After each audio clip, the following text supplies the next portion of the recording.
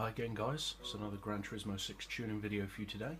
This time it's for one of the most popular racing cars in the game, the Peugeot 908 HDI.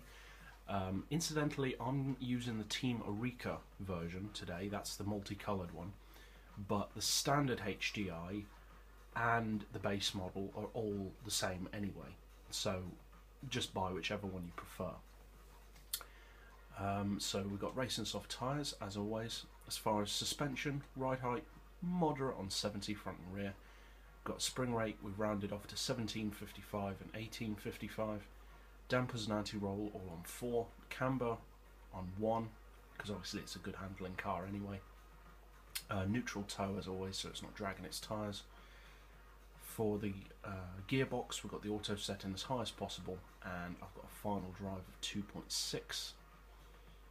For the diff, low initial torque, because obviously it's a hugely powerful car which is prone to wheel spin, high acceleration and low braking. You want your high RPM turbo. You can go for the mid RPM turbo, which gives you a lot more torque but slightly less power and a far less top speed.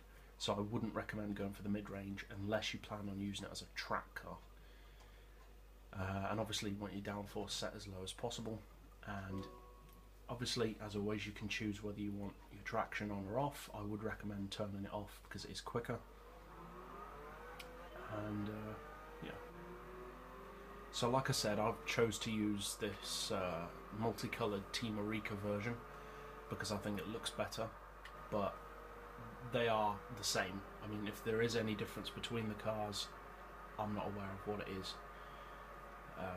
According to my tuning, both of them have the exact same top speed, and the base model is also the same, so I haven't bought that one because I didn't really see the point. But yeah, I mean, I must admit personally I don't use the 908 all that much because I've never really been a big fan of the car, but it is certainly a quick car. It has a cruising speed of 279. I would recommend messing around with the gearbox a bit more because it would be nice to get it to cruise at 280, but I had quite a few tunes to do, so I didn't have time to squeeze out the extra mile per hour. But yeah, 279 cruising speed. With slip, I'm not sure what it does in slip because I've never used it in a race on this track. So I should think 300, maybe a little more. If you're planning on using it as a top speed race car, then you will definitely want to reduce the final drive a bit more to increase that slipstream potential. You can also, like with all the Le Mans cars, if you lower the back and raise the front, you can get a few extra miles per hour, but I decided not to do that on this car because it does sacrifice your cornering speed. And for some reason it's now cruising at 280, even though it was doing 279 on the straight before. So, I don't know, whatever. So, anyway, hope this tune setup helps, and as always, thanks for watching.